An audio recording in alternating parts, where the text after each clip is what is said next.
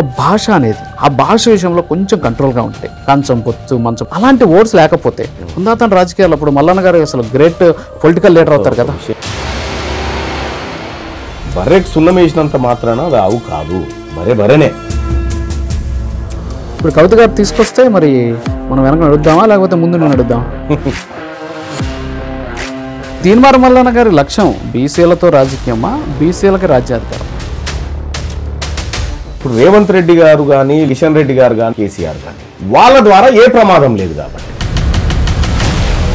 అంటే పెద్దలను కొట్టి పేదలకు పెడుతున్నారా మీరు? శత్రువు అవతల వైపు, మేము యువతల వైపు. మా శత్రువు ఎవరో మాకు తెలుసు అని మీరు క్లారిటీగా ఉన్నప్పుడు మీరు జాతిని కాపాడేందుకు తీన్మార్ మల్లన్న ఏం చేయబోతుంది? రాజకీయాలు ఎట్లా చేయాలో మాకు తెలుసండి, బరాబర్ రాజకీయాలు చేస్తాం.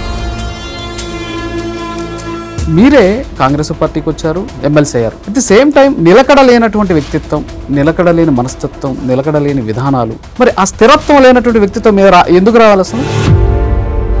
రేవంత్ రెడ్డి ఎన్ని పార్టీలు మారిందండి, కేసీఆర్ ఎన్ని పార్టీలు మారిందండి. మేమైతే ఇప్పటికీ నమ్ముతలేం. ఈ మాట చెప్పే దమ్ము ధైర్యం అంటే ఇదేం సార్, ఇది కూడా ఆమె సపరేట్గా ఆమె కూడా బీసీ ఉద్యమం వైపు నడవడం. చనిపోయింది ఎవరు మొన్న? ఏమన్నా ఉద్యమంలో ఏమన్నా? మల్లన్న గారు ఆ స్థాయి నుంచి స్థాయికి రావడానికి జర్నలిజం ముసుగులో ఏదో చేశారు, ఆయన ఎదగడం కోసం ఏదో చేశారు, ఇప్పుడు జాతిని అర్థం పెట్టుకుని ఎదిగిపోతున్నారు. దానికి క్లారిటీ కావాలి. పోటీ చేయాలంటే బాగా డబ్బు ఉండాలి. ఈ బీసీ ఉద్యమానికి నాయకత్వం వహించడం అంటే ఇది హాస్యాస్పదంగా అనిపించట్లేదా? నీకు బాధ ఏంది? నీ ఓటే నాకు వద్దు అంటున్నావు కదా, నీ ఓటు నాకొద్దు. రాయితీలకే పరిమితం అయిపోయినటువంటి పరిస్థితి నుంచి రాజ్యాధికారం వైపు అడుగులు వేసేటటువంటి సిచ్యువేషన్ వస్తుంది. ఏంటి, ఎలా ఉండబోతుంది భవిష్యత్తు? అది తాత్కాలికమైనటువంటి, అసెంబ్లీని బయట నుంచి కూడా చూడలేనటువంటి సామాజిక వర్గాలు చాలా ఉన్నాయి. ఇంకా కూడా అలాగే తీసుకెళ్లి అసెంబ్లీలో కూర్చోబెట్టేటటువంటి మాట కానీ హామీ కానీ తీన్మార్ మల్లన్న ఇస్తారు. దొంగనా కొడుకుల్లారా నమ్మొచ్చా మల్లన్న గారిని? రికార్డు ఉంటుంది కదా, 100% ఉంటుంది సార్. కరెక్ట్గా 20 నిమిషాలు మళ్ళీ మనం కలిసే ప్రయత్నం చేస్తాం. అప్పుడు కూడా కలుద్దాం, అప్పుడు మీరే ప్రసారం చేయాలి. ఎమ్మెల్సీ తీన్మార్ మల్లన్నతో face to face with Raju. Welcome to Prime 9 special interview. నేను రాజు. ఈరోజు తెలంగాణ రాష్ట్రంలో బీసీలకు సంబంధించినటువంటి ఉద్యమం బలపడుతోంది. అంతేకాకుండా రాజకీయ చైతన్యం వైపుగా బీసీలను నడిపించేటటువంటి ఒక వ్యవస్థ కావచ్చు, అలాగే ఒక శక్తి బీసీలకు అండగా నిలుస్తోంది. ఇప్పటి వరకు కూడా పల్లకిలు మోసింది చాలు, ఇకనైనా సరే రాజ్యాధికారం వైపు అడుగులు వేద్దాం అనేటటువంటి ఏకైక నినాదంతో పాటు ఇప్పటి వరకు కూడా అగ్రవర్ణ కులాలు పాలించినటువంటి రాష్ట్రంలో మా వాటా ఎంత అని చెప్పేసి గొంతెత్తి నినదిస్తూ ముందుకు వెళ్తోంది. ఆ గొంతుక పేరే మల్లన్న గారు. సో నమస్తే సార్. నమస్తే బాయ్ సార్. ఏంటి సార్, ఓవరాల్గా బీసీ ఉద్యమం దాదాపు 75 సంవత్సరాల్లో బడుగులంతా కూడా కేవలం రాయితీలకే పరిమితం అయిపోయినటువంటి పరిస్థితి నుంచి రాజ్యాధికారం వైపు అడుగులు వేసేటటువంటి సిచ్యువేషన్ వస్తుంది. రాజకీయ చైతన్యం కూడా పెరుగుతుంది. ఏంటి, ఎలా ఉండబోతుంది భవిష్యత్తు? ఖచ్చితంగా ఇది 8 దశాబ్దాలుగా ఈ ప్రాంతంలో జరుగుతున్నటువంటి, మరీ ముఖ్యంగా బీసీల పైన జరుగుతున్నటువంటి ఒక వివక్ష. చరిత్ర ఎప్పుడైనా ప్రతి వివక్షకు ఒక సమాధానం చూపించింది. సిపాయిల తిరుగుబాటు దగ్గర నుంచి మొదలు పెడితే భారత స్వాతంత్ర ఉద్యమం, తర్వాత తెలంగాణ తొలి దశ ఉద్యమం, తెలంగాణ మలి దశ ఉద్యమం ఏదో రకమైనటువంటి పరిష్కారాన్ని చూపెట్టింది. కొద్ది కాలం ఎక్కువ, కొద్ది కాలం తక్కువ సమయం.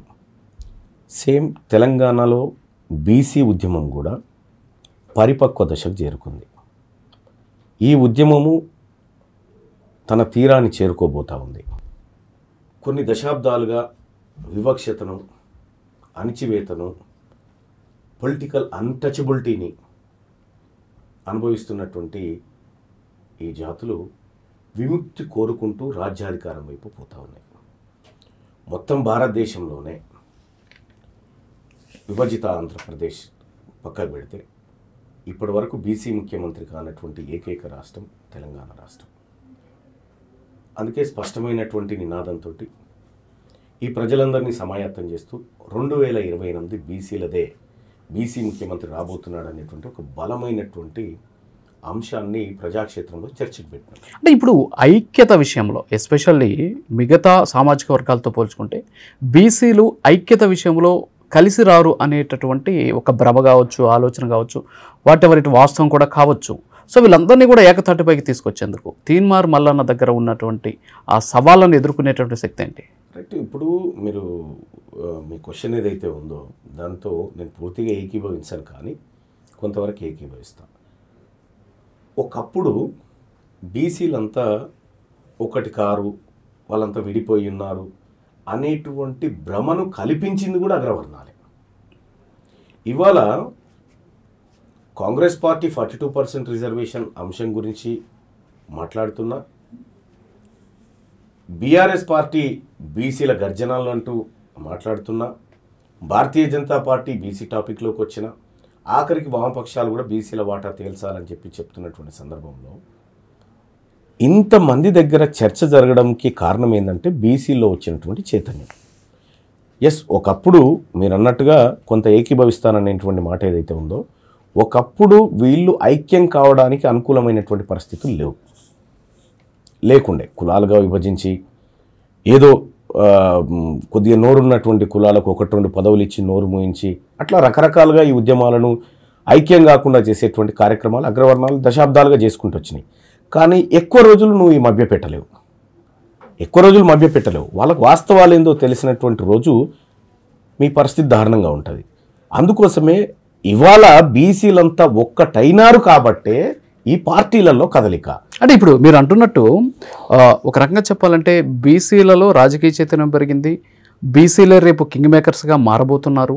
సో ఇలాంటి సిచ్యువేషన్ అప్పుడు అంటే గతంలో కూడా కింగ్ మేకర్స్ బీసీలే, బట్ బహిరంగంగా ప్రత్యక్ష రాజకీయాల్లో బీసీ ముఖ్యమంత్రి కావాలనే నినాదం బలపడుతున్నట్టు నేపథ్యం, రాజ్యాధికారం కావాలని నినాదం బలపడుతున్నట్టు సందర్భంలో ఈ బీసీలను ఇంకా కూడా అంటే మీరు గతంలో చెప్పినట్టు అగ్రవర్ణాలు ఏ విధంగా అయితే మభ్యపెట్టాయో ఇప్పుడు కూడా అదే అగ్రవర్ణాలు ఈ బీసీ ఉద్యమానికి నాయకత్వం వహించడం అంటే ఇది హాస్యాస్పదంగా అనిపించట్లేదా? అంటే ఒకటి మంటి పనికైనా ఇంటోడే ఉండాలని చెప్తారు. వాళ్ళు నాయకత్వం వహించినంత మాత్రాన వాళ్ళేదో బీసీలను ఉద్ధరిస్తున్నారనేటువంటి ఒక కలరింగ్ ఇచ్చినంత మాత్రాన బీసీ ప్రజలు నమ్మడానికి సిద్ధంగా లేరు. గతంలో ఉన్నటువంటి ఆలోచన విధానంతో బీసీలు లేరు. ఇవాళ మా శత్రువు ఎవడో మాకు తెలుసు.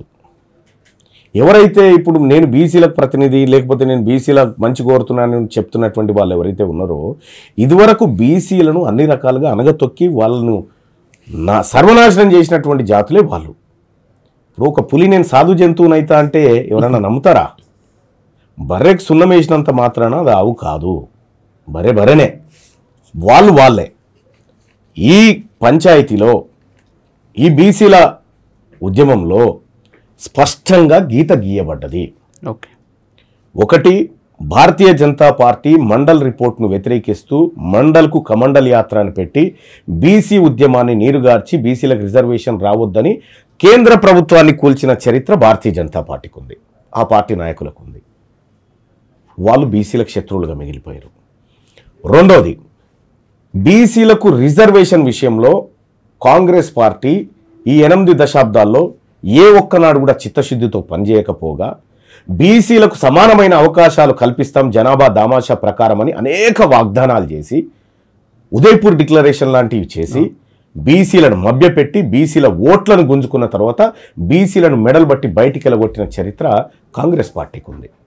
ఉదాహరణకు తీసుకుంటే ప్రతి పార్లమెంట్ నియోజకవర్గంలో 2 సీట్లను బీసీలకు కేటాయిస్తామని చెప్పి ఉదయపూర్ డిక్లరేషన్లో తీర్మానం చేసినటువంటి ఏఐసిసి ఆ మాటను ఉల్లంఘిస్తూ బీసీల నోట్లో మట్టి కొట్టే విధంగా సీట్ల పంపిణీ చేసింది. ఓకే, వాళ్ళు స్పష్టంగా బీసీల శత్రువులుగా గుర్తించబడ్డారు. మూడో విషయం, బీసీలకు 2019 కంటే ముందున్నటువంటి 33% లోకల్ బాడీ రిజర్వేషన్ను 22% తీసుకొచ్చినటువంటి కల్వకుంట్ల చంద్రశేఖరరావు బీసీలకు ద్రోహిగా బీసీల వ్యతిరేకిగా ముద్రబడి క్లియర్గా ఉన్నారు. అంటే ఇప్పుడు మీరైతే చాలా క్లారిటీగా ఉన్నారు. ఎందుకు క్లారిటీగా ఉన్నారు? నా శత్రువు ఎవరో మా శత్రువు ఎవరో మాకు తెలుసు, అంతే కదా అని మీరు క్లారిటీగా ఉన్నప్పుడు ఇలాగే బీసీ సంఘాల ముసుగులో లేదు బీసీకి సంబంధించిన నాయకుల ముసుగులో చాలామంది ఇంకా వాళ్ళ పంచన చేరుతూ ఉన్నటువంటి పరిస్థితి. సో అలాంటి వాళ్ళ బారిన పడకుండా మీరు జాతిని కాపాడేందుకు తీన్మార్ మల్లన్న ఏం చేయబోతుంది? 100% ఇది చాలా అద్భుతమైన క్వశ్చన్. ప్రతి వ్యవస్థలో ఈ చెంచాగిరి ఉంటుందండి. ఇప్పటిది కాదు.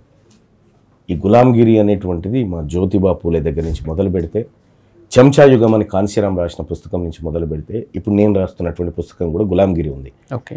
78 ఏళ్ల గులాంగిరి అనేటి ఒక పుస్తకం రాస్తా ఉన్నా. వాళ్ళు వాళ్ళ జాతి ప్రయోజనాలను తాకట్టు పెట్టి వాళ్ళ సొంత అవసరాలు తీర్చుకోవడానికి కొంతమంది ప్రయత్నం చేస్తారు, అందరూ అనట్లేదు. ఓకే. కొంతమంది నిజాయితీగా కొట్లాడేటువంటి, ఈ జాతుల కోసం కొట్లాడేటువంటి చాలామంది ఉన్నారు. సపోజ్ జీవీఆర్ నారగోని గారు తన జీవితం బీసీల కోసం అంకితం చేసిండు. సో వాళ్ళ ప్రయత్నాలు అందరూ చేస్తూనే ఉన్నారు.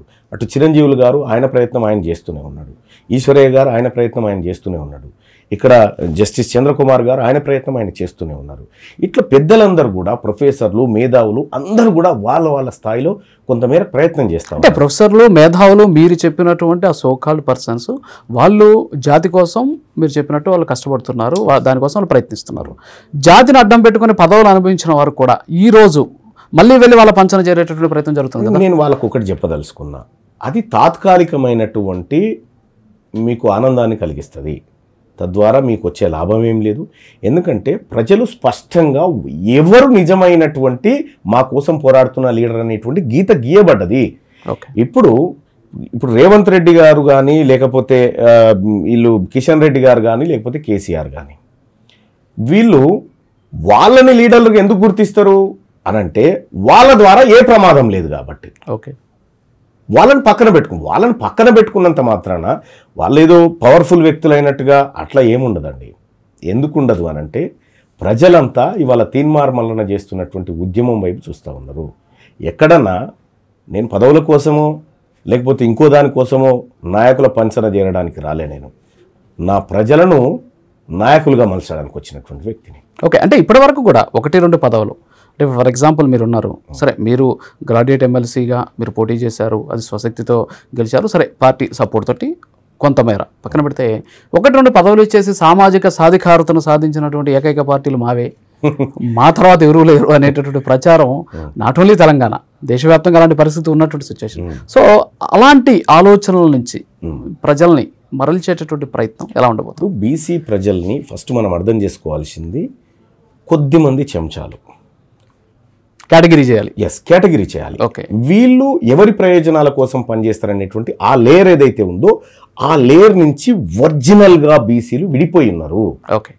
ఈ విడిపోయినటువంటి 2 కోట్ల మంది బీసీలకు మేము రాజ్యాధికారం వైపు నడిపించేటువంటి ఉద్యమాన్ని అలవాటు చేస్తూ ఉన్నాం. ఓకే. వీళ్ళు ఏదైతే ఉన్నారో, ఈ పైన కనిపించేటువంటి సోకాల్డ్ వాళ్ళు ఎవరైతే ఉన్నారో వీళ్ళను ఈ ప్రజలు నమ్మరు. ఎందుకంటే వీళ్ళ ద్వారా ఇప్పటి వరకు జరిగింది ఏమీ లేదు కాబట్టి వీళ్ళని నమ్మరు. వీళ్ళు ఏం ఆలోచిస్తుంటారంటే, అరే నన్ను ముఖ్యమంత్రి గారు పిలిచి పక్కకు కూర్చుని పెట్టుకుండు అంటే వీళ్ళ సంతృప్తి అంతా ఇక్కడే ఉంటుంది. ఓకే. వీళ్ళ సంతృప్తి అంతా ఇక్కడే ఉంటుంది. పక్కకు కూర్చోబెట్టుకుండు, లేకపోతే 4 రైళ్లు మాట్లాడుకురమ్మంటుండు, మందిని జమ చేసుకురమ్మంటుండు, నాకు పైసలు ఇస్తుండు, సరే దానికి కొంత పెడతా, కొంత వెనుకేసుకుంటా, ఈ ఆలోచన వరకే వీళ్ళు ఉంటారు. నేనేం చెప్తా ఉన్నా అంటే, ఇటువంటి లేయర్ నుంచి బీసీ ప్రజలు విడిపోయి ఉన్నారు ఆల్రెడీ. మేము ఈ ప్రజలకు మన శత్రువు ఎవడో గీత గీసి చూపెట్టినము. శత్రువు అవతల వైపు, మేము యువతల వైపు. నేను క్లియర్గా చెప్తా ఉన్నా, తీన్మార్ మల్లన్న ఎమ్మెల్సీగా గెలిచిన తర్వాత నా ఇంట్లో చిన్న వార్డు మెంబర్ కూడా లేడు. నేను వచ్చిన నేపథ్యం నేను చేసినటువంటి పోరాటం ఇదంతా మీ కళ్ళ ముందు ఉన్నటువంటి అంశం. ఈవెన్ నాకు వచ్చిన పదవే గనక ఈ చెంచాలలో ఎవరికన్నా వచ్చి ఉంటే భజన చేసుకుంటూ కూర్చుంటోళ్ళాడు. అంతే కదా, భజన చేసుకుంటూ కూర్చునేటోళ్ళు. అంటే తీర్మానం వల్ల కూడా ఇంకొక స్టేజ్కి ఎదగడం కోసం దీన్ని అడ్డం పెట్టుకుని ఇలా చేస్తున్నాడనే విమర్శలు కూడా ఉన్నాయి కదా. నేను ఎదగాలంటే రెడీగా ఉన్న కంపెనీకి CEO కావాలి. కొత్త కంపెనీని పుట్టించడం అంటే ఆ ప్రజలకు సంబంధించినటువంటి, నేను కంపెనీ కార్పొరేట్ భాషలో చెప్తా ఉన్నా, నేను కావాలనుకుంటే, నిజంగా నేను ఏదో కావాలనుకుంటే ఈ పార్టీ కాంగ్రెస్ని క్యాప్చర్ చేస్తుంది. ఓకే. ఈ పార్టీకే చేస్తుంది. కానీ నా ఇంటెన్షన్ అది కాదు. వీళ్ళు తరతరాలుగా మా జాతులను మోసం చేస్తూ ఉన్నారు. వీళ్ళు వాళ్ళ తరతరాలుగా ఈ వర్గాలను అన్యాయం చేస్తూనే ఉన్నారు అనేటువంటి బలమైనటువంటి ఆకాంక్ష నాలో ఉంది. అంటే తీన్మార్ మల్లన్న గారి లక్ష్యం బీసీలతో రాజకీయమా, బీసీలకి రాజ్యాధికారం? బీసీల చేత రాజకీయం. ఓకే. బీసీలకు రాజ్యాధికారం, బీసీల చేత బీసీల కొరకు రాజకీయం. ఓకే. నేనేమంటున్నా, నీకు బాధ ఏంది, నీ ఓటే నాకు వద్దంటున్నా కదా, నీ ఓటు నాకొద్దు ఈ మాట చెప్పే దమ్ము ధైర్యం ఈ సోకాల్డ్ పార్టీ అధినేతలకు ఉన్నదా? అంటే మెజారిటీ బీసీలు ఉన్నారు కాబట్టి ఎవరు మాట్లాడలేని పరిస్థితి. ఎందుకు మోస్తున్నాం కదా. ఈ 8 దశాబ్దాల్లో ఏ ఒక్క నాయకుడైనా ఈ బీసీ వర్గం నుంచి నీ ఓట్లు వద్దురా, నీ శత్రువు వద్దు, నువ్వు నాకు శత్రువుని, నీ ఓటే నాకు వద్దు అని చెప్పినోడు ఎవడన్నా ఉన్నాడా? ఒక్క తీన్మార్ మల్లన్న చెప్పిండు. ఎందుకు చెప్పినా ఈ మాట? మా ప్రజలకు శత్రువు ఎవడో చూపించిన, వాడు చేసిన మోసం చూపించిన. ఇలా తెలంగాణ రాష్ట్రంలో ఏ ఒక్క రంగం కూడా మా వర్గాల చేతుల్లో లేదని గంట సేపు అసెంబ్లీలో మాట్లాడి ఆధారాలతో సహా నేను మండల్లో సభ ముంగడ పెట్టిన. ఎందుకు కావాలి మాకు అధికారం? ఎందుకు? ఏది మా చేతిలో లేదు. కార్పొరేట్ హాస్పిటల్ మా చేతిలో లేవు, సినిమా రంగం మా చేతిలో లేదు, రాజకీయాలు మా చేతిలో లేవు, ఏ ఒక్కటి మా చేతిలో లేదు, కార్పొరేట్ విద్యా వ్యవస్థలు కూడా మా చేతుల్లో లేవు. కాబట్టి మాకు కావాలి. అంటే ఇప్పుడు బీసీలకు రిజర్వేషన్లు కావాలి 42% అని చెప్పి ఢిల్లీకి వెళ్ళి ఉద్యమం చేసి వచ్చేటటువంటి వాళ్ళకి అంటే మీరు రేపు పూలమాల అయిపోతున్నారా లేకపోతే నల్ల జెండాలు పెట్టబోతున్నారా? మీకున్నటువంటి ఆ ప్రిడిక్షన్ చెప్పండి. ఒకటి, మా 2 కోట్ల మంది ప్రజలకి ఎవరైనా మంచి చేస్తే, మంచి చేసిన వాడికి ఓ షాలో గప్తాం, ధన్యవాదాలు అంటాం. ఒకవేళ ఈ 2 కోట్ల మందిని మభ్యపెట్టడానికి ప్రయత్నం చేసి నేను ఇంకా అదే తరీకాలో మోసం చేస్తా అంటే రాజకీయ సమాధి కడతాం. అంటే మీరు చెప్పిన జనాభా నిష్పత్తి ప్రకారం బీసీలకు ఈరోజు 64 నుంచి 60 సీట్లు రావాలి. అలా ఇచ్చేటటువంటి పార్టీ ఏదైనా 64 నుంచి 60 సీట్లు మేము రమారమి ఇవ్వగలం అని ఏ పార్టీ అయినా సరే చెబితే ఆ పార్టీకి మీరు సపోర్ట్ చేసేటువంటి నెవర్. ఎందుకు చెప్తా ఉన్నామంటే 1952 నుంచి ఈ మెతుకులన్నీ పిసుక్కుంటూ చూస్తూనే ఉన్నాం కదా. 1952 నుంచి కాంగ్రెస్ కుండలో ఉన్నటువంటి గింజలు ఉడికినాయా లేదా చూసినాం, భారతీయ జనతా పార్టీ గింజలు ఉడికినాయా లేదా అని చూసినాం, బీఆర్ఎస్ది ఉడికిందా లేదా అని చూసినాం, తెలుగుదేశంది కూడా చూసినాం. ఈ ప్రజల్ని మభ్యపెట్టే పరంపరను కొనసాగిస్తున్నటువంటి పార్టీలు మేము మేకవన్నెగా వస్తా ఉన్నాము అని అంటే మేము నమ్మడానికి సిద్ధంగా లేము. మేము రాజకీయ పార్టీగానే మా అవసరాలు తీర్చుకుంటాము. ఏంటి రేపు 4వ తేదీ ఏమన్నా కీలక ప్రకటన ఉండబోతుందా? ఖచ్చితంగా ఉంటుంది. సోమాజిగూడ ప్రెస్ క్లబ్లో ప్రైమ్ 9 కూడా ఆహ్వానిస్తూ ఉన్నాం. ఈ వేదిక నుంచి 4వ తారీఖు రోజు ప్రెస్ మీట్ ఉంటుంది. ఆ ప్రెస్ మీట్లో చాలా కీలకమైనటువంటి అంశాలు ప్రజాక్షేత్రంలోకి తీసుకురాబోతాం. అంటే ఇంత ముందు క్వశ్చన్ బట్టి అర్థమైపోయింది. సో మేకవన్నీ పులిలాగొచ్చినటువంటి పార్టీలో మేము నమ్మం, మాకంటూ ఒక స్వతంత్ర రాజకీయ వ్యవస్థ కావాలని మీరు చెప్తున్నారు. అంటే ఏంటి మల్లన్న గారు ఇక స్వతహాగా బీసీల కోసం ఒక పార్టీ ప్రకటించబోతున్నారు? 100% తెస్తున్నాం, డౌటే లేదు. 100% మా ఆత్మగౌరవం కోసం, మా వాటా కోసం, మా అధికారం కోసం, హమారా హిస్సా, హమారా ఇజ్జత్, హమారా హుకూమత్ మీద మేము రాజకీయ పార్టీ తీసుకొస్తున్నాం. రాజకీయ పార్టీ తీసుకొచ్చే మల్లన్న గారు అలాగే ఇంత గొప్పగా సందేశాలు ప్రజల్లో చైతన్యం తీసుకొచ్చే మీరు ఒక పార్టీ నుంచి గెలిచి, అంటే అదేమి డైరెక్ట్ ఎలక్షన్ కాదు, అయినా సరే ఆ పార్టీ సపోర్ట్తో గెలిచిన మీరు ఆ ఎమ్మెల్సీకి రాజీనామా చేసి మరి పార్టీ పెడితే ప్రజల్లో ఇంకా మీకు బ్రహ్మరథం పట్టే అవకాశాలు ఉన్నాయి. రైట్, మంచి క్వశ్చన్. ఇక్కడ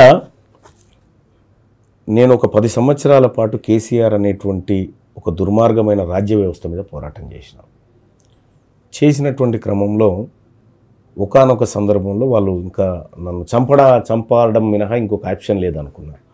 ఆ సందర్భంలో నేను సర్వైవ్ కావడం కోసం అతన్ని ప్రభుత్వమే లేకుండా చేయాలనేటువంటి బలమైన సంకల్పంతో నేను ఒక నిర్ణయం తీసుకున్నటువంటి సందర్భంలో కాంగ్రెస్ పార్టీలో చేరి, కాంగ్రెస్ పార్టీలో రాహుల్ గాంధీ గారి కామారెడ్డి ప్రకటన తర్వాత 42% రిజర్వేషన్ బీసీలకు ఇస్తూ కులగణన చేపడతామనేటువంటి ఒక బలమైన మాటతో నేను కాంగ్రెస్ పార్టీలో చేరడం జరిగింది.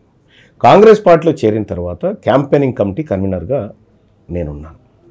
నేను కాంగ్రెస్ పార్టీ అభ్యర్థుల కోసం 47 నియోజకవర్గాల్లో నేను ప్రచారం చేసిన. 42 నియోజకవర్గాల్లో కాంగ్రెస్ పార్టీ అభ్యర్థులు గెలిచినారు. Right, Congress party graduate MLC ఎన్నికల్లో నాకు బీఫామ్ ఇచ్చింది. నేను పోటీ చేసి నేను గెలిచిన. ఇక్కడ నేను పోటీ చేసినటువంటి సందర్భంలో కాంగ్రెస్ పార్టీ నాకు బీఫామ్ ఇవ్వకపోయినా నేనే గెలుస్తాను. తీన్మార్ మల్లన్న కాంగ్రెస్ పార్టీని గెలిపించిండు తప్ప కాంగ్రెస్ పార్టీ తీన్మార్ మల్లన్నను గెలిపించలేదు. ఓకే, తీన్మార్ మల్లన్న మా ఓట్లతో గెలిచినావు కాబట్టి నువ్వు రాజీనామా చేయాలి.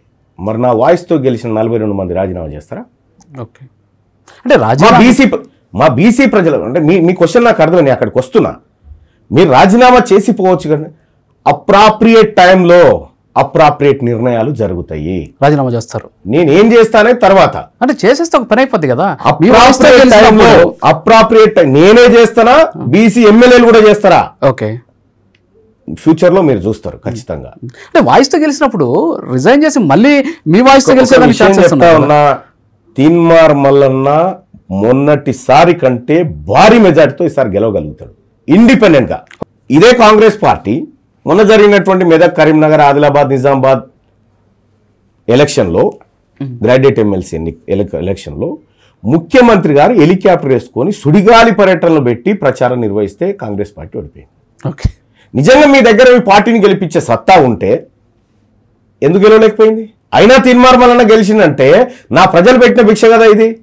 నేను నమ్ముకున్నటువంటి ప్రజలు, నేను నమ్ముకున్నటువంటి మేధావులు, నేను నమ్ముకున్నటువంటి గ్రాడ్యుయేట్స్ ఎస్ మా బిడ్డ ఉండాలని చెప్పి టెన్షన్గా నిలబడి ఓట్లు గుద్ది మరి నాకు ఓట్లు వేసారు కదా. నేను చెప్తా ఉన్నా, నేను ఇక్కడ రాజీనామా చేస్తా, ఇదే బీసీ రెఫరెండం మీద రాజీనామా చేస్తా. ముఖ్యమంత్రి గారు కొడంగల్లో రాజీనామా చేసి ఇద్దరికి సంబంధం లేనటువంటి ఒక నియోజకవర్గంలో పోటీ చేద్దాం. అంటే అది సెకండ్ సార్, నైతికత ఇక్కడ ఇంపార్టెంట్ కదా. నైతికత విషయానికి వస్తే నేను కాంగ్రెస్ పార్టీని రాజీనామా చేయలే, కాంగ్రెస్ పార్టీకి నేను రాజీనామా చేయలే. కాంగ్రెస్ పార్టీ నువ్వు మా కొద్దుపో అని చెప్పింది. అవును, వేరుకుంపట పెట్టుకున్నప్పుడు అది వద్దన్నప్పుడు మనం ఎందుకు వేరుకుంపట ఎక్కడ పెట్టుకుంది? ఎక్కడ అంటే పార్టీని అనౌన్స్ చేయబోతున్నా కదా తొందరలో. నేనేమంటున్నా, నేను అనౌన్స్ చేసినాక ఏం చేస్తా అనేది wait and see. Okay, wait and see.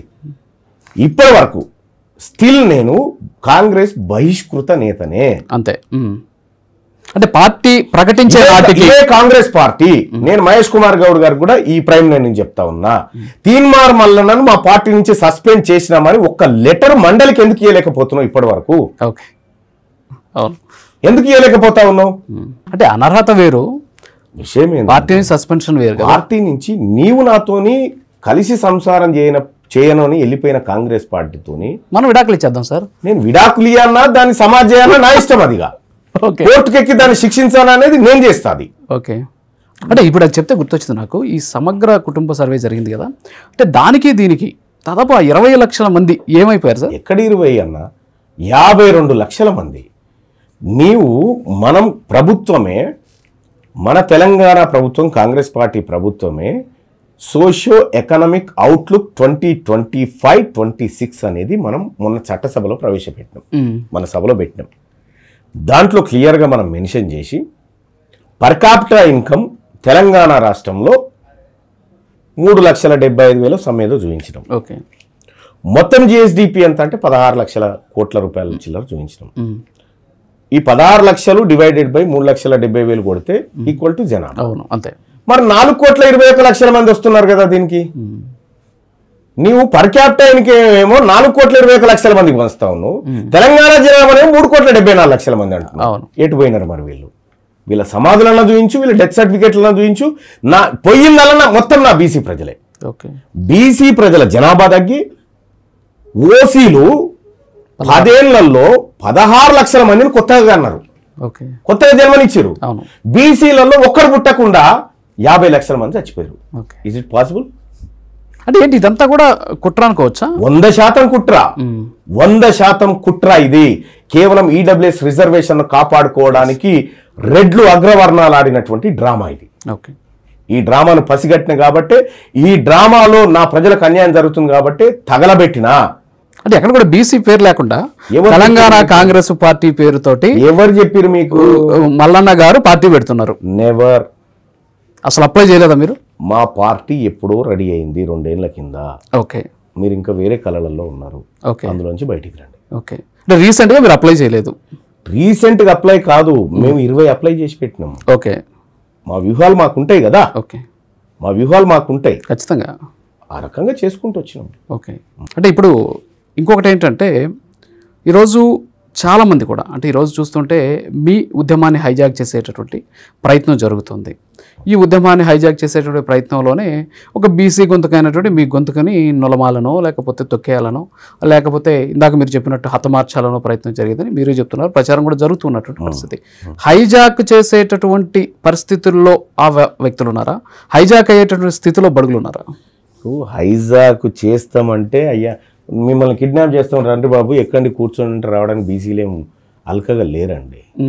అది వాళ్ళ భ్రమ. ఓకే, అది ఎవరైతే అది ఊహిస్తున్నారో వాళ్ళ భ్రమ. నిజంగా పేగులు దిగిపోయేటట్టు ఈ వర్గాల కోసం గొంతెత్తి కొట్లాడేటోళ్ళు ఎవరో ప్రజలకు తెలుసు, ఆల్రెడీ ఫిక్స్ అయిపోయినారు. హైజాక్ చేస్తామంటే ఇదేం మన ఎయిర్ ఇండియా ఫ్లైట్ కాదు. ఇది నికార్స్ అయినటువంటి ఆత్మగౌరవ పోరాటం. ఇది ఓకే, ఆత్మగౌరవాన్ని హైజాక్ చేయడం ఉండదు. ఓకే, ఇంకొకటి ఎస్పెషల్లీ తీన్మార్ మల్లన్న గారు ఈరోజు సరే చాలా అగ్రెసివ్గా ఉద్యమాన్ని ముందుకు తీసుకొస్తున్నారు. ఒక జాతిలో ఒక సెంటర్ ఆఫ్ అట్రాక్షన్గా నిలిచారు. మీరే కాంగ్రెస్ పార్టీకి వచ్చారు, ఎమ్మెల్సీ అయ్యారు. సరే మీ వాయిస్తోనని మీరు అంటున్నారు. సో ప్రజల్లో కూడా అలాంటి ఉద్దేశమే ఉంది. అట్ ది సేమ్ టైం నిలకడలేనటువంటి వ్యక్తిత్వం, నిలకడలేని మనస్తత్వం, నిలకడలేని విధానాలు, నిలకడలేని రాజకీయపరమైనటువంటి నిర్ణయాలు అనేటటువంటి దానికి ఒకసారి మీరు బీజేపీ కేంద్ర పెద్దలను కలిశారు, మరుసటి రోజు కాంగ్రెస్ కండువా వేసుకున్నారు. మరి ఆ స్థిరత్వం లేనటువంటి వ్యక్తిత్వం మీద ఎందుకు రావాలి అసలు? అంటే స్థిరత్వం అంటే ఏంది? స్థిరత్వం మీ దృష్టిలో స్థిరత్వం ఏబీవీపీలో నాయకుడిగా ఉండి బీఆర్ఎస్ పార్టీలో చేరి తర్వాత తెలుగుదేశం పార్టీలో చేరి తర్వాత బీజేపీ అలయన్స్తో పోటీలో దిగి తర్వాత కాంగ్రెస్ పార్టీలో చేరడం స్థిరత్వం. అదే పర్సన్ వ్యక్తులు పక్కన పెట్టేద్దాం. నేను ఓన్లీ తీన్మార్ మల్లన్న గురించే మాట్లాడుతున్నా. క్లీన్ పాలిటిక్స్ ఈ ప్రజల అవసరాలు తీర్చడం కోసం గాడిదల మీద కూడా ఎత్తామని చెప్తా ఉన్నాము. అంతే. ఏందండి తీన్మార్ మల్లన్న? తీన్మార్ మల్లన్న ఏం మారిండండి? ఒక మాట చెప్పండి. 2014లో కాంగ్రెస్ పార్టీ బీఫామ్ మీద కంటెస్ట్ చేసిన తర్వాత తీన్మార్ మల్లన్న ఏ పార్టీలో కనబోయిందా? ఏ పార్టీలో సభ్యత్వం చూపిస్తారా? ఆ తర్వాత నేను జైల్లో ఉన్నప్పుడు నా కుటుంబం పోయి భారతీయ జనతా పార్టీకి హామీ ఇచ్చినందుకు అందులో జైన్ అయి బయటకు వచ్చిన. ఓకే, మళ్ళీ ఎక్కడికి వచ్చిన? కాంగ్రెస్ పార్టీ కదా. కాంగ్రెస్ నుంచి పోయి కాంగ్రెస్కి వచ్చిన. ఈ స్థిరత్వం ఏముందండి? ఓకే, ఇదొక డ్రామా కల్పించి ఎన్నండి జానారెడ్డి ఎన్ని పార్టీలు మారిండండి, ఓకే, రేవంత్ రెడ్డి ఎన్ని పార్టీలు మారిండండి, వీళ్ళు కేసీఆర్ ఎన్ని పార్టీలు మారిండండి. వీళ్ళ స్థిరత్వమా? అంటే బీసీలు మాత్రం మారకూడదు, ఆడబడి ఉండాలి. అంటే బీసీల గురించి నేను మాట్లాడలా. అంటే మనం క్లీన్ పాలిటిక్స్ చేయాలి అనుకున్నప్పుడు మన క్లీన్ గా మా పాలిటిక్స్ చాలా క్లీన్ గా ఉన్నాయి. మా పాలిటిక్స్ తల్లి గర్భంలో ఉన్నటువంటి బిడ్డ చుట్టూ ఒక మాయ లాంటి ఒక అద్భుతమైన వలయం ఉంటుందిగా, అంత క్లీన్గా ఉన్నాయి. Okay, no doubt. ఓకే, ఇంకొకటి మీరు మొదటి నుంచి కూడా మీరే చెప్పారు మీ నేపథ్యం ఏంటి అనేది ఈరోజు తెలంగాణ రాష్ట్ర ప్రజలందరూ కూడా తెలుసు. సో అలాంటి అంటే అధికారం లేదు, మీ పుస్తకంలోనే ఉంది, అధికారం లేదు, తర్వాత వచ్చేసి డబ్బు లేదు, తర్వాత వచ్చేసి రాజకీయపరమైనటువంటి సపోర్ట్ లేదు, అయినా సరే స్వతహాగా ఎదిగినటువంటి ఒక వ్యక్తి మీరు గతంలో రాజకీయాలు చేయాలి, మంచి చేయాలి సమాజానికి అని చెప్పేసి సాయం చేయండి నన్ను అని చెప్పి అడిగిన రోజు నుంచి ఇటీవల వరంగల్ సభలో మీకంటే ఎక్కువ డబ్బు మా దగ్గర ఉంది అనేటటువంటి ఒక స్టేట్మెంట్ ఇచ్చారు సార్. దీని మీద ఏంటి అసలు? అంటే అంత అక్కడి నుంచి ఇక్కడికి రావడానికి జరిగినటువంటి ఆ ప్రయత్నంలో మీరు చేసినటువంటి ఏదో చెబితే మిగతా బీసీ బిడ్డలు కూడా ఎదిగే ఛాన్సెస్ ఉంటాయి. ఒకటి పాలిటిక్స్. నా మీద మొన్న పట్టభద్రుల ఎమ్మెల్సీ ఎన్నికల్లో పోటీ చేసినటువంటి బీఆర్ఎస్ అభ్యర్థి వైట్ మనీ 50 కోట్లు ఖర్చు పెట్టాడు. వైట్ మనీ అంటే ఆ ఎన్నికల్లో ఎంత ఖర్చు పెట్టాలనే నిబంధన లేదు. అవును, వైట్ మనీ 50 కోట్లు ఖర్చు పెట్టాడు, గెలవలే. ఈసీకి చూపించిన లెక్క అది. వైట్ చూపించాల్సిన పనే లేదు, అవసరం లేదు. ఓకే, గ్రాడ్యుయేట్ ఎమ్మెల్సీ ఎన్నికల్లో ఉండదు. ఓకే, ఓకే, అన్లిమిటెడ్, నువ్వు 1000 కోట్లైనా పెట్టుకోవచ్చు. అర్థమైందా? వైట్ మనీ 50 కోట్ల రూపాయలు ఖర్చు పెట్టాడు. మరి నేను గెలిచిన కదా. అవును, ఈ ప్రజలు వాళ్ళ దగ్గర ఉన్నటువంటి సంపద మల్లన్న సంపదగా భావించారు. ఓకే, బీసీల దగ్గర డబ్బు లేదని ఎవరన్నారండి? 2 కోట్ల మంది బీసీలు ఒక పూట ఛాయ్ బంద్ చేస్తే 20 కోట్ల రూపాయలు జమ అవుతాయండి. అవును, 2 కోట్ల మంది బీసీలు ఆదివారం మటన్ బంద్ చేస్తే 500 కోట్లు జమ అవుతాయండి. పైసలు లేవని ఎవరు చెప్పిండండి బీసీల దగ్గర? ఓకే, మీరేదో పైసలకు పట్టేదారులు అయినట్టుగా మీ దగ్గరనే సంపద అంతా పోగుబడినట్టుగా. ఈ రాజకీయాలు కాదు, ఈ పార్టీలను కొనేంత శక్తి మా బీసీల దగ్గర ఉంది. ఓకే, అంటే వీళ్ళు ఒకటి జనరల్గా ఏం తీసుకొస్తారంటే మనం గమనించాల్సింది, బీసీలు వెనకబడి ఉన్నారు, వాళ్ళ దగ్గర డబ్బు లేదు, పోటీ చేయలేరు. ఒకనొక సందర్భాన్ని ఒక చిన్న ఎగ్జాంపుల్ చెప్తాను, నాకు జరిగిన ఘటనే. భువనగిరి పార్లమెంట్కు సంబంధించినటువంటిది నేను అప్లై చేసుకున్నా పోటీ చేద్దామని. అప్లై చేసుకున్న సందర్భంలో ఫస్ట్ వాళ్ళు చెప్పినటువంటి మాట ఏంటంటే, పోటీ చేయాలంటే బాగా డబ్బు ఉండాలి కదా అనే మాట ఫస్ట్ తీసుకొచ్చింది. ఇది తీసుకొస్తారని నాకు తెలుసు. ఓకే, ఇప్పుడు మీరు ఇవ్వాలనుకుంటున్నటువంటి టికెట్ ఇవ్వాలనుకుంటున్న వ్యక్తి ఎంత ఖర్చు పెడతాడట అన్న, సమ్ గింతగా పెడతాడు. నేను దానికి రెట్టింపు పెడతా అని చెప్పిన, ఓకే. అమ్మ ఇక్కడ డబ్బు దగ్గర మళ్ళీ ఇబ్బంది అవుతుంది కదా, ఈయనని ఆపలేం డబ్బు దగ్గర. ఓకే, నెక్స్ట్ ఏంది, సర్వే ప్రకారం. ఓకే, సర్వే ప్రకారం ఇద్దాం, సర్వేలో తిన్మార్మలనే. ఎట్లా అడ్డుకోవాలి తిన్మార్మలనని? అంటే వీళ్ళు ఏం ప్రిపేర్ చేస్తారంటే, ఎవడన్నా సర్వే చేస్తే, ఇప్పుడు పాలకుర్తి యశస్విని రెడ్డి ఉంది, ఏ సర్వే మీద తీసుకొచ్చిరండి? ఏ సర్వే తీసుకొచ్చిరు వాళ్ళని? అంటే అగ్రవర్ణాలు బీసీలను, ఈ థాట్స్ ఉన్నటువంటి వాళ్ళని రాజకీయంగా రాకుండా కొన్ని హార్డిల్స్ ఇటువంటి పెడతారు అన్నట్టు. ఈ హార్డిల్స్ని ఛేదించడం కోసం ఎన్ని వ్యూహాలు ఉంటాయో అన్ని మేము వాడతాం. ఓకే, అంటే ఇప్పుడు మీరు చెప్పారు క్యాష్ అండ్ క్యాస్ట్. సరే, క్యాస్ట్ అనేది సెకండరీ, ఎందుకంటే క్యాస్ట్ ఈరోజు బీసీలే అధికంగా ఉన్నారు. సో క్యాస్ట్ తోటి పాలిటిక్స్ చేసే రోజులు ముందు రాబోతున్నాయి. సరే, మీ ఆధ్వర్యంలో అది సెకండరీ. ముందు ఏంది ఇప్పటిదాకా ఏం పాలిటిక్స్? నేను అనేది క్యాస్ట్లోనే రాజ్యాధికారం. నేను రాజ్యాధికారం గురించి మాట్లాడుతున్నాను మీతోటి. At the same time cash గురించి మాట్లాడితే మీరు దాంట్లో కూడా నేను రెడీ అంటున్నారు. కారణం ఏంటంటే జాతి నా కోసం ఉంది, జాతి నా వెంట ఉంది అనేసి స్పష్టంగా చెప్తున్నారు కదా. మరి రేపు మీరు పార్టీ పెట్టి మీ పార్టీకి సంబంధించిన అభ్యర్థులు నిలబెట్టినా కూడా వాళ్ళని గెలిపించుకునేటటువంటి సంపద, అంటే ఒక జర్నలిస్ట్గా డబ్బు రాజకీయాలు మాట్లాడడం నాకు అసహ్యం అనిపిస్తున్నప్పటికీ కూడా తప్పదు ఇక నిజాలు మాట్లాడాలి. సో అంత సంపద మీరు పోగేయగలరా? అంటే ఒక విషయము మైసాబ్ మీరు బాగా గుర్తుపెట్టుకోవాల్సింది, కేసీఆర్ 2014 ఎన్నికల్లో పోటీ చేసే కంటే ముందు అనేక బై ఎలక్షన్స్ జరిగినాయి. ఏ డబ్బు గెలిపించింది సార్ వాళ్ళని? ఏ డబ్బు గెలిపించింది? ఒక వాదమే కదా. అవును, అంటే ఒక ఆత్మగౌరవం ముంగట ఏ డబ్బు నిలబడదండి. ఓకే, ఒక ఆత్మగౌరవం ముంగట ఏ డబ్బు నిలబడది. ఒక సుదీర్ఘమైన ఆకాంక్ష ముందు, బలమైన ఆకాంక్ష ముందు ఈ డబ్బులు ఇవేం పనిచేయండి. నిజంగా డబ్బులతోని మాత్రమే రాజకీయాలు చేయొచ్చు అనుకుంటే ముఖేష్ అంబానీ శాశ్వత ప్రధానిగా ఉంటాడు మన దేశానికి. అవును, డబ్బు పాలిటిక్స్ అనేది ఒక స్థాయి వరకు మాత్రమే. నువ్వు అల్టిమేట్గా ప్రతి శరీరాన్ని మెప్పించేది ఒక కాజ్ మాత్రమే. అవును, ఆ కాజే రేపు పొద్దున మమ్మల్ని నిలబెడుతుంది, మా అభ్యర్థులను గెలిపిస్తుంది. ఓకే, ఇంకోటి ఎస్పెషల్లీ ఇటీవల సేమ్ బీసీ వాదంతో కొన్ని పార్టీలు ముందుకు వస్తున్నాయి. వచ్చినటువంటి పార్టీలు కూడా బీసీలకు రాజ్యాధికారం అనేటువంటి అంశాన్ని కూడా తెరపైకి తీసుకొచ్చాయి. ఒకసారి మన ఆంధ్రాలో కూడా చూశారు, రీసెంట్గా వాళ్ళు మన హైదరాబాద్లో కూడా పార్టీ ఆఫీస్ ఓపెన్ చేసినటువంటి పరిస్థితి. సో అలాంటి పార్టీలకు కూడా మీ పార్టీ అనుబంధంగా, అనుబంధం మీన్స్ పెట్టిన తర్వాత కలిసి వెళ్ళేటటువంటి ఆలోచన కానీ, అలయన్స్ పెట్టుకోవడం కానీ ఇలాంటివన్నీ ఉంటాయి. మేము బీసీలు రాజకీయంగా అధికారాన్ని చేపట్టడానికి బొంత పురుగును కూడా ముద్దు పెట్టుకుంటాం. ఓకే, కుష్ఠరోగును కూడా కౌగిలించుకుంటాం. ఓకే, మేము రాజకీయంగా అధికారంలోకి రావడానికి, బీసీల చేతికి రాజ్యం రావడానికి కలిసి వచ్చేటువంటి వాళ్ళు ఎవరైతే ఉన్నారో మా ఐడియాలజీని, ఓకే సార్ మీతో కలిసి వస్తాం, మాకు ఒక సీట్ ఇవ్వండి, లేకపోతే మాకు 2 సీట్లు ఇవ్వండి అన్నప్పుడు అప్పుడు ఆలోచన చేస్తాం. ఓకే, మేమైతే ఇప్పటికీ నమ్ముతలేము. ఓకే, ఇప్పటికైతే నమ్మట్లేదు. భవిష్యత్తులో వచ్చేటువంటిది మా వర్గాల ప్రజలకు ఏది మంచి జరుగుతుందో ఆ నిర్ణయం తీసుకుంటాం. ఓకే, అంటే ఇక నుంచి ఎలా ఉంటుంది? షురూ అవుతుందా? అంటే పక్కా రాజకీయమే ఉంటుంది. ఓకే, ఇక నుంచి పక్కా రాజకీయమే. మిగతా కాంగ్రెస్ పార్టీ ఏం చేస్తుందో, బీజేపీ ఏం చేస్తుందో, బీఆర్ఎస్ ఏం చేస్తుందో, రేపు బీసీ పార్టీ కూడా అదే చేస్తారు. ఓకే, ఎజెండా తొందరలో ఉంటుంది, ప్రకటిస్తారు. 100%. ఓకే, ఏముండొచ్చు సార్? అంటే అడగకూడదు, బహుశా ఫస్ట్ ప్రైమ్ లైన్ చెప్తే బాగుంటుందేమని, అంటే మా ఎంతూజియాజం. మా ఎజెండాలో చంద్రాయణ గుట్ట సీటు పేద రెడ్డికి ఇద్దామని అనుకుంటున్నాం. ఓకే, నాంపల్లి సీటు కూడా వాళ్ళకే ఇద్దాం అనుకుంటున్నాము. మలక్పేట కూడా వాళ్ళకే ఇద్దాం అనుకుంటున్నాం. ఇటువంటి ఎజెండాలు ఉంటాయి. ఓకే, ఎందుకంటే 8 దశాబ్దాల నుంచి అవి మాకే ఇచ్చారు కదా. మా ఎజెండాలో మేము ఒక్కలం బ్రతకడమే కాదండి, మాతో పాటు అందరూ సమానంగా బ్రతకాలనేది మా ఆకాంక్ష. ఓకే, అంటే నాట్ ఓన్లీ బీసీలు అండి. ఓకే, రాజకీయంగా ఆయా వ్యక్తులకు కుటుంబాల అణచివేతకు గురైన రాజకీయ పరంగా అణచివేతకు గురైనటువంటి ప్రతి పేదవాడిని మేము ఆదుకోవాలనేది మా ఆలోచన.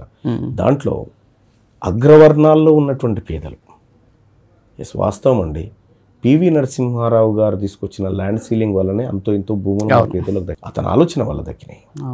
కాబట్టి మేము అగ్రవర్ణాల్లో ఉన్నటువంటి అసలైన పేదలకు మేము వ్యతిరేకంగా లేమండి, ఆ వర్గాల్లో ఉన్న దోపిడీదారులకు మాత్రమే వ్యతిరేకంగా. ఓకే, అంటే ఇప్పుడు తీన్మార్ మల్లన్న గారు గురించి మాట్లాడితే, ఇందాక నేను స్టెబిలిటీ గురించి చెప్పాను, దానికి మీరు ఆన్సర్ చేశారు. ఇంకోటి ఏంటంటే నమ్మకం ఇక్కడ.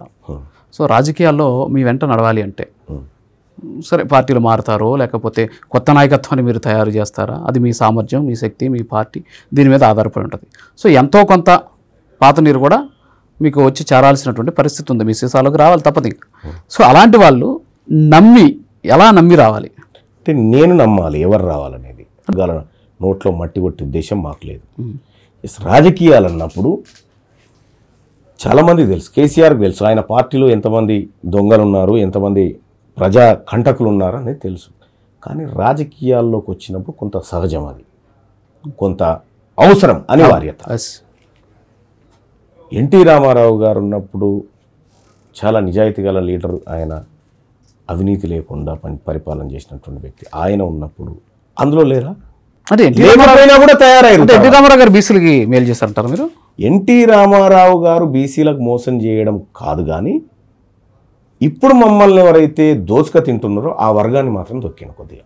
హైదరాబాదులో ఉన్నటువంటి భూములు ఆల్మోస్ట్ అప్పట్లో జరిగినటువంటి కేటాయింపులు తీసుకుంటే బీసీలకు ఇచ్చినటువంటి భూములు కనీసం 1 సెంటు భూము లేకపోతే ఒక 4 సెంట్ల భూము, స్టూడియోలు అవసరం లేదు, మీకు హాస్పిటల్స్ పక్కన పెడదాం, ఇంటి కోసం బీసీలకి ఒక 4 సెంట్లు కట్టుకో మంచి ప్రైమ్ ల్యాండ్లో ఆ రోజు ఉన్నటువంటి ప్రైమ్ ల్యాండ్ ఇచ్చినటువంటి దాఖలాలు ఏమన్నా లేదు. ఎందుకు చెప్తా ఉన్నంటే భూముల విషయం తీసుకొచ్చారు కాబట్టి హైదరాబాదు చుట్టూన్నటువంటి ప్రాంతాలు, మేడ్చెలు, ఆ తర్వాత ఈ గట్కేసరు, అటుపోతే చెవెళ్ళ, ఈ ప్రాంతం అంతా అల్తాజ్ భద్రాని మన ఈ ఏరియా, ఇది నిజాం సర్ఫకాస్ ల్యాండ్స్. ఇవన్నీ అంటే కంప్లీట్గా ఇందులో ఈ భూమి పైన 100% రైట్స్ నిజాం చేతిలో ఉన్నాయి. జాగీర్దారులకు ఇచ్చినవి కాకుండా ఇక్కడ చుట్టూ ఇక్కడ ఈ భూములు నిజాం చేతిలో ఉండే 1948 సెప్టెంబర్ 17 నాటికి ఆయన ఆధీనంలో ఉన్నాయి. ఆయన తన సంస్థానాన్ని భారత్లో విలీనం చేసిండు. అంటే ఈ భూములు ఎక్కడ పోవాలి? భారత్లో కలవాలి. కానీ నేను మొన్న మా రీసెర్చ్ టీం బయటికి తీసినటువంటి లెక్క చూస్తే ఈ ప్రాంతంలో ఉన్నటువంటి భూములు దాని విలువ 2,11,000 కోట్ల రూపాయల విలువైన భూములను ఓన్లీ రెడ్లు కబ్జా పెట్టారు. Okay, only Reddlu with survey నెంబర్లతో data బయట పెట్టండి నేను ఎక్కడెక్కడ కబ్జా పెట్టినని. భారత ప్రభుత్వానికి పోయినటువంటి భూమి వీళ్ళ కబ్జాలోకి ఎట్లా వచ్చింది? మీరన్నటువంటి స్టూడియోలు ఎవరిచ్చిరు? అది చెన్నారెడ్డి గారు. ఓకే, చెన్నారెడ్డి గారు ఇచ్చిరు. అప్పుడు ఒక సినిమా తీస్తే హైదరాబాద్లో తీస్తే 5 లక్షల రూపాయలు ప్రభుత్వం ఇనాముకి ఇచ్చేది. ఓకే, ఇక్కడ అపోలో హాస్పిటల్కి ఇచ్చినటువంటి భూములు కానీ, బసవతారకంకి ఇచ్చినటువంటి భూములు కానీ, వాళ్ళకి భూములు ఇచ్చినప్పుడు ఏం కండిషన్స్ ఉన్నాయి? దాంట్లో 50%, 25%, 30% నువ్వు పేదోళ్ళకి ఫ్రీగా వైద్యం చేయాలి. మీరు చేస్తున్నారా? ఇవాళ అవును, మీరు చేయట్లేదు. మీరు చేయకుండా మీరు అగ్రిమెంట్ని వయలేట్ చేస్తూ ఉన్నారు. రేపు బీసీ ప్రభుత్వం వచ్చిన తర్వాత మీ అగ్రిమెంట్లు ఎందుకు క్యాన్సిల్ చేయకూడదు? ఖచ్చితంగా. ఇప్పుడు మీకు ఇచ్చినటువంటి భూములు ఏవైతే ఉన్నాయో మీరు అన్ని వయలేట్ చేస్తూ ఉన్నారు. బీసీలకు ఈడ కట్టియాలన్నా, బంజారాయిల్స్లో కట్టియాలన్నా బీసీ ప్రభుత్వం తెలుస్తుంది అప్పుడు. ఓకే, అంటే ఎక్కడో కార్నర్లో మీకు టీడీపీ ఫ్లేవరు లేకపోతే ఎన్టీ రామారావు గారి ఫ్లేవరు ఎక్కడో ఒక మూల కనిపిస్తుంది. నాకున్న ఫ్లేవరు మా ముదిరాజు ఫ్లేవరు, నాకున్న ఫ్లేవరు మా గౌడ్స్ ఫ్లేవరు, నాకున్న ఫ్లేవరు మా పద్మశాలిల ఫ్లేవరు, నాకున్న ఫ్లేవరు నా మున్నూరు కాపుల ఫ్లేవరు, నాకున్నది నా ఎంబీసీ డక్కలి సంచార జాతుల ఫ్లేవర్ ఉంది. ఓకే, ఇంకే ఫ్లేవర్ నాకు ఆడలేదు. ఓకే, నాకు ఆడ ఉన్న ఫ్లేవర్ అలా బీసీ ఫ్లేవరే. ఓకే, ఫైనల్గా ఒంటరిగా రాజ్యాధికారాన్ని ఇప్పటి వరకు చూడనటువంటి కనీసం అసెంబ్లీని బయట నుంచి కూడా చూడలేనటువంటి సామాజిక వర్గాలు చాలా ఉన్నాయి ఇంకా కూడా తెలంగాణలో. వాళ్ళని అలాగే తీసుకెళ్ళి అసెంబ్లీలో కూర్చోబెట్టేటటువంటి మాట కానీ హామీ కానీ తిరుమల ఇస్తారు. నేను ఛాలెంజ్ చేస్తా ఉన్నా ఈ వేదిక నుంచి 2028లో అసలు అసెంబ్లీ ఏడుంటుందో తెలియకుండా బతుకుతున్నటువంటి జాతులలోంచి ఆ పేద వర్గాల బిడ్డలు చట్టాలు చేసే సభలోకి తీసుకుపోయే జిమ్మేదారు నా. నమ్మొచ్చా మల్లన్న గారిని? ఈ రికార్డు ఉంటుంది కదా, చూసుకో. 100% ఉంటుంది సార్. కరెక్ట్గా 28 మళ్ళీ మనం కలిసే ప్రయత్నం చేస్తాం. తప్పకుండా కలుద్దాం. ఓకే, అప్పుడు మీరే ప్రసారం చేయాలి ఖచ్చితంగా. ఒకప్పుడు కాంశీరామ్ గారు ఉత్తరప్రదేశ్లో ఎన్నికల్లో పోటీ చేసినప్పుడు అసలు వాళ్ళకి ఏమీ తెలియదు, ఎమ్మెల్యేలు అవును ట్రంకు పెట్టెలు సంచులు పట్టుకొని పోతున్నటువంటి సందర్భాన్ని చూశారు కదా. అవును, అట్లా మా సంచార జాతుల బిడ్డలు కూడా అసెంబ్లీలో ఉంటారు. ఓకే, అంటే అది కాంశీరామ్ గారి పీరియడ్ అది. మరి ఇప్పుడు అంటే టెక్నాలజీ పెరిగిపోయింది, అప్పుడు 2 లక్షల కోట్లు ఇక్కడ ఉన్నాయి మీ ప్రత్యర్థుల దగ్గర రెడీగా. నేను డబ్బు విషయం చెప్పేసిన మీకు ఆల్రెడీ. డబ్బుతో బీసీల వెంట్రుక కూడా కొనలేరు. ఓకే, మాకు ఆత్మగౌరవం అంటే డబ్బు చాలా చిన్నది. ఓకే, బట్ ఏం చెప్తా ఉన్నా అంటే ఆ రోజు ఏ టెక్నాలజీ లేనప్పుడే కాంశీరామ్ గారు ఆ విధానం తీసుకొచ్చినప్పుడు ఇవాళ మా చేతిలో అనేకమైన వెపన్స్ సోషల్ మీడియా రూపంలో వచ్చిన తర్వాత నువ్వు ఏం చేయగలుగుతావు నువ్వు? అవును, అంటే మీ మీద ఒక అపవాదం ఉంది సార్. అంటే నేను స్ట్రైట్గా అడుగుతున్నా, మీరు నాకు ఆన్సర్ చెప్పాల్సిందే ఖచ్చితంగా. మల్లన్న గారు ఆ స్థాయి నుంచి స్థాయికి రావడానికి మధ్యలో అనేక రకాలైనటువంటి అనైతికమైనటువంటి పనులు చేశారు. జర్నలిజం ముసుగులో ఏదో చేశారు, రాజకీయాన్ని అడ్డం పెట్టుకొని ఏదో చేశారు, ఆయన ఎదగడం కోసం ఏదో చేశారు, ఇప్పుడు జాతిని అడ్డం పెట్టుకొని ఎదిగిపోతున్నారు అనేది బయట ప్రచారం ఉంది. నాకు కూడా ఒక చిన్న ఆ ప్రచారాన్ని చూసి ఒక చిన్న అనుమానం, దానికి క్లారిటీ కావాలి. నాకు ఒక ఉదాహరణ మీరు చెప్తే దానికి నేను సమాధానం చెప్తాను. ప్రచారం అదే నేను చెప్పా, నేను ప్రచారం అంటున్నా. నేనేమంటున్నా, తీన్మార్ మల్లన్న స్టేట్గా ఎదుర్కొనే దమ్ము లేనప్పుడు, తీన్మార్ మల్లన్న లక్ష్యాన్ని ఢీకొనే సత్తా లేనప్పుడు ఇటువంటి ప్రశ్నలు వస్తాయండి. ఓకే, ఒక విషయం నిజాయితీగా ఉన్నారా ఇప్పటి వరకు? ఒక విషయం చెప్తా, తీన్మార్ మల్లన్న నిజాయితీ ఏందో ప్రజలకు తెలుసు. మీరు చెప్పండి, మీ ఆత్మసాక్షిగా. నేను తీన్మార్ మల్లన్న గారు అదే చెప్తా ఉన్నా నేను. తీన్మార్ మల్లన్న ఇక్కడికి వచ్చినటువంటి పేద బిడ్డలు 50 మంది విదేశాల్లో చదువుతున్నారు. కొన్ని వందల మంది బిడ్డల శరీరాల గుండెల ఆపరేషన్లు చేయించండి తీన్మార్ మల్లన్న. ఇవాళ ఆలేరు నియోజకవర్గంలో గవర్నమెంట్ స్కూల్కి పోయి చూడు. అవును, ప్రతి 1వ తరగతి నుంచి 10వ తరగతి వరకు ప్రతి బిడ్డ బాటా షూ చేసుకొని నడుస్తూ ఉన్నది. ఇలా చేయడు అంటే బాటా షూ అంటే గుర్తొచ్చింది, ఆలేరుని టార్గెట్ చేశాడు కాబట్టి బాటా షూస్ ఇచ్చాడు తీన్మార్ మల్లన్న. ఇంకో ప్రశ్న, నేను ఆలేరు కాదు, తీన్మార్ మల్లన్న ఈ 119 నియోజకవర్గాల్లో ఎక్కడైనా రాజకీయం చేయగలుగుతాడు. ఓకే, ఆలేరు అనేది కాదు, నాకు ఆ జన్మనిచ్చిన గడ్డ అది. ఓకే, జన్మనిచ్చిన గడ్డ కాబట్టి ప్రజల కోసం పనిచేస్తూ ఉన్నా. తీన్మార్ మల్లన్న ఎంతోమంది పేదలకి ఇండ్లు కట్టించిండు. తీన్మార్ మల్లన్న ఎంతోమంది బిడ్డలు, ఇప్పటికిప్పుడు ఒక జర్నలిస్టు మున్సిఫ్ పత్రిక నుంచి వచ్చిండు, బహుశా ఉన్నాడో పోయినాడు ఆయన. 13 నెలల నుంచి ఇంటి రెంట్ కట్టకపోతే 45 రోజుల నుంచి వాళ్ళ పిల్లలు స్కూల్కి పోకపోతే ఇప్పుడు ఈ లోపలికి వచ్చే టైంకి సాయం చేసి వచ్చిన. అంటే తీన్మార్ మల్లన్న చేసేటువంటి కార్యక్రమాలు ఏవైతే ఉన్నాయో నేను ప్రచారం చేసుకోను, నేను ఏం చేయాలో అది చేస్తాను. తీన్మార్ మల్లన్నని ఎట్లా ఎదుర్కోవాలి అంటే పెద్దలను కొట్టి పేదలకు పెడుతున్నారా మీరు? పెద్దల్ని కొట్టినా ఏం కొట్టినా ప్రతి లెక్క గూగుల్లో ఉంటుంది నాది. ఓకే, ప్రతి లెక్క గూగుల్లో ఉంటుంది.